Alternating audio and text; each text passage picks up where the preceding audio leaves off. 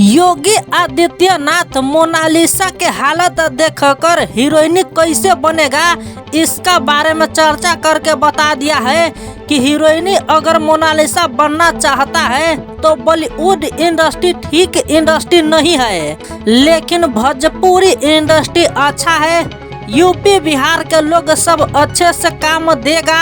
अगर Mona Lisa heroine बनना चाहता है तो योगी आदित्यनाथ ने सीधा जवाब दे दिया है कि भोजपुरी इंडस्ट्री में जाकर भोजपुरी हीरोइन बन सकता है। लेकिन खेसारी लाल मोनालिसा के प्रगति देखकर कहा है कि इस लड़की के हम भोजपुरी इंडस्ट्री में नहीं आने देंगे, क्योंकि मोनालिसा का फेवरेट हीरो है सलमान खान और फेवरेट हीरोइन है सोनाक्षी सिन्हा। इसलिए खेसारी लाल कहता है कि मोनालिसा के पसंद है बॉलीवुड एक्टर एक्ट्रेस सब, तो ये भोजपुरी इंडस्ट्री में क्यों आएगा, बल्कि उधर ही जाकर के उधर ही के हीरोइन बनेगा, लेकिन हम भोजपुरी इंडस्ट्री में नहीं आने देंगे।